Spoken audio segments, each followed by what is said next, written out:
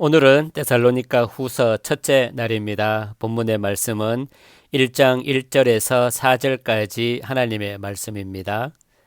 바울과 실루아노와 디모데는 하나님 우리 아버지와 주 예수 그리스도 안에 있는 데살로니가인의 교회에 편지하노니 하나님 아버지와 주 예수 그리스도로부터 은혜와 평강이 너희에게 있을지어다. 형제들아, 우리가 너희를 위하여 항상 하나님께 감사할지니 이것이 당연함은 너희의 믿음이 더욱 자라고 너희가 다 각기 서로 사랑함이 풍성함이니, 그러므로 너희가 견디고 있는 모든 박해와 환난 중에서 너희 인내와 믿음으로 말미암아 하나님의 여러 교회에서 우리가 친히 자랑하노라. 아멘. 하나님의 말씀입니다. 본문의 말씀으로 신자의 자랑이라는 제목으로 주께서 주시는 은혜를 나누겠습니다. 데살로니가 교회는 사도 바울이 첫 번째 편지를 보낸 후 핍박이 더욱 극심해졌습니다. 그래서 사도는 교회를 대적하는 세력이 더욱 강하게 핍박한다고 해도 신자에게 주어질 영광을 바라보면서 흔들리지도 낙심하지도 말라는 권면을 위해 두 번째 편지를 씁니다. 본문의 3절 4절의 말씀입니다.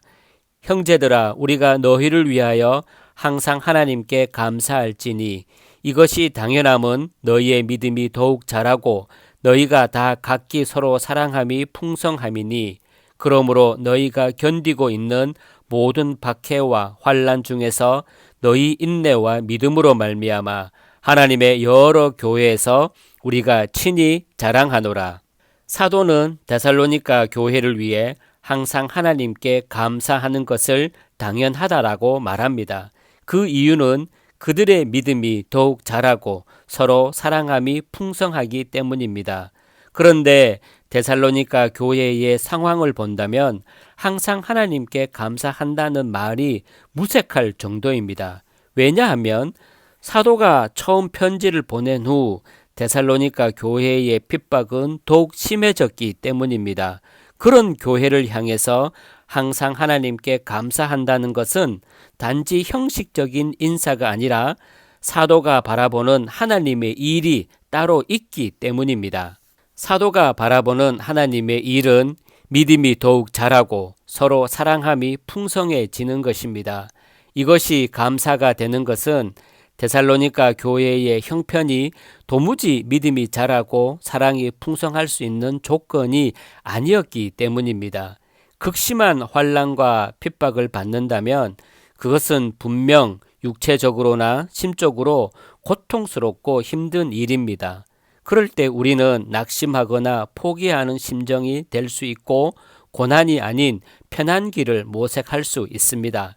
이런 형편에서 오히려 믿음이 자라고 서로 사랑함이 풍성해진다는 것은 세상을 거꾸로 사는 것과도 같습니다. 믿음이 자라는 것은 믿음의 대상인 예수님을 더욱 신뢰한다는 것입니다. 예수님을 신뢰하기 때문에 핍박이 심해졌음에도 불구하고 흔들림 없이 주를 의지하는 것입니다.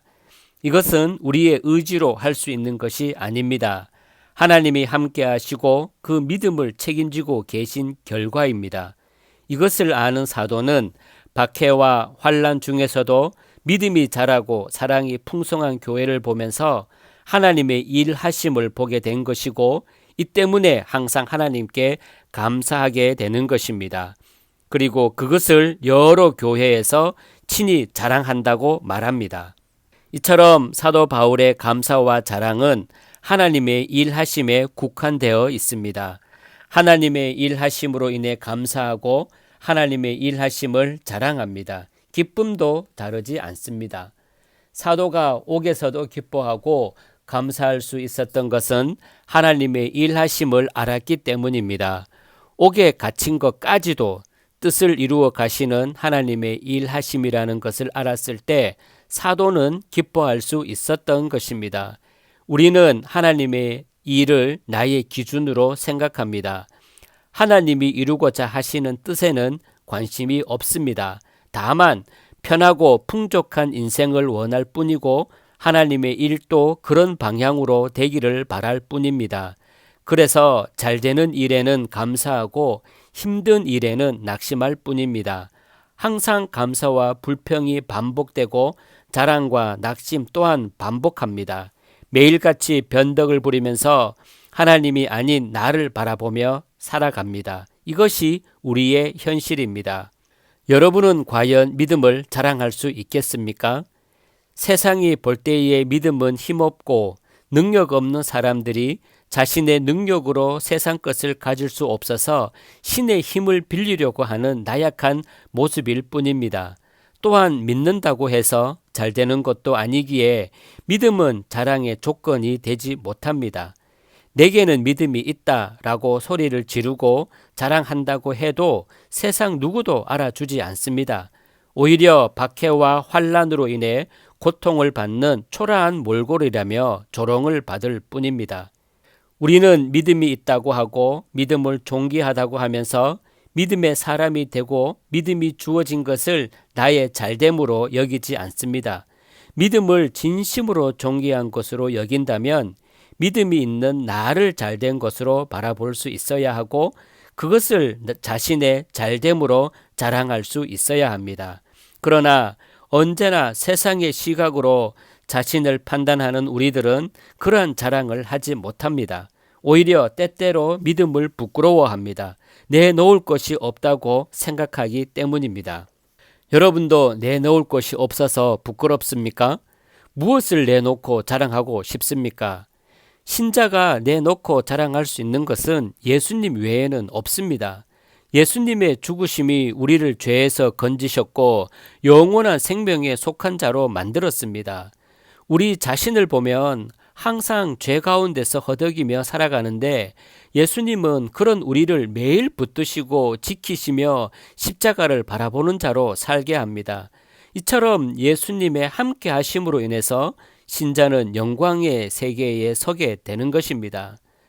그러므로 세상의 마지막 순간에 서서 세상을 보고 우리 자신을 본다면 예수님이 항상 함께 하시며 사탄이 활동하는 세상에서 믿음이 흔들리지 않도록 도우시며 지켜주시면서 항상 영원한 세계를 소망하도록 일하시는 예수님의 그 사랑과 은혜를 감사하고 자랑하게 되는 것입니다.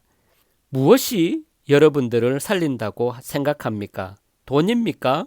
물론 돈이 있어야 먹고 살 수 있습니다. 하지만 그 돈이 있게 하시는 분도 하나님이시고 없게 하시는 분도 하나님이십니다. 그러므로 신자의 생존의 근거는 돈에 있는 것이 아니라 하나님께 있는 것입니다. 하나님이 살게 하신 대로 살면서 하나님이 주고자 하시는 존귀한 것은 세상의 것이 아니라 하늘의 것임을 잊지 않아야 합니다. 극심한 환난이 주어진다고 해도 환난을 보기보다는 환난을 통해서 일하시는 하나님을 볼 수 있어야 합니다. 우리 성도님들에게 이러한 믿음의 눈이 있기를 주님의 이름으로 축복합니다. 하나님의 하나님 되심과 하나님의 일하심을 볼 수 있는 믿음의 눈이 열려서 박해와 환난에서도 항상 하나님께 감사할 수 있고 자랑할 수 있기를 주님의 이름으로 축복합니다. 그래서 신자에게는 믿음이 전부이고 믿음이 삶의 중심이며 감사와 자랑의 근거가 되는 것입니다. 오직 예수님을 여러분의 믿음 가운데 자랑하며 예수님의 믿음의 근거로 살아가시는 복된 행복자들이 다 되시기를 주님의 이름으로 축복합니다.